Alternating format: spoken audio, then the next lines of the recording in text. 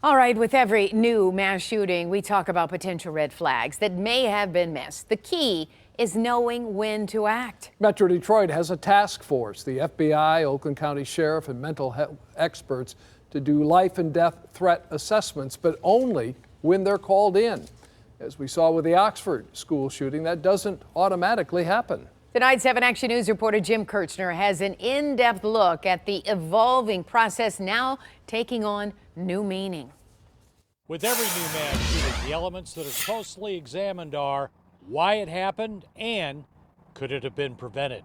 In Buffalo, that starts with the white 18-year-old alleged shooter targeting black customers inside a grocery store based solely on race and hate and wanting the attack to be bigger and better. First, they study what other people have done, and either because they want to emulate them or because they want to outcompete them or somehow achieve something bigger. The evidence in the Buffalo case is the alleged shooter wrote about what's called the Great Replacement to target blacks.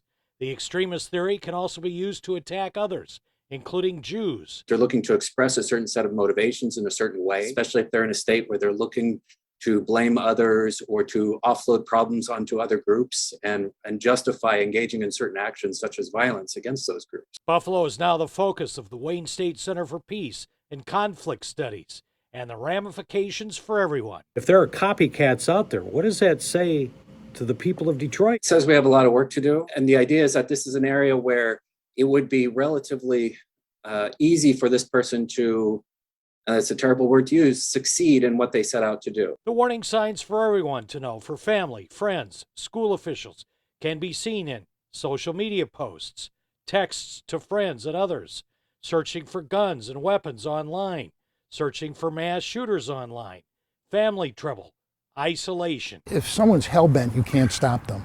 But in the majority of cases, someone's got mixed feelings about it.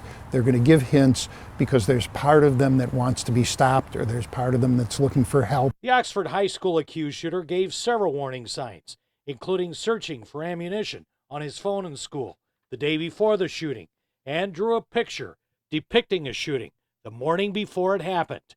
Get this process is evolving even for the experts. Any psychiatric programs don't give practitioners a good basis for how to make these decisions, what to look for, how do you assess risk. The evolving process points to doing more, not less, especially with teens and young adults. Dr. Shiner works with the FBI, Oakland County Sheriff's Task Force, to do threat evaluations. Exclude someone from school for a few days, make them get an evaluation, do an investigation through law enforcement and mental health. There's very little downside to that. 17 states have red flag laws where police can take away guns from someone going through a crisis for a few days for a mental health review. Then the case is reviewed by a judge. It's been introduced in the Michigan legislature again this year, but again, it is stalled in committee. Republicans control the legislature. The judge can tell us if we can act, and we get more information before we do anything permanent. How reasonable can you get? This continues to be an evolving process with new lessons for and from the next mass shooting. Jim Kirchner, 7 Action News. Jim, thank you. And for another look at those potential warning signs, head to WXYZ.com and look for Jim's story on the homepage.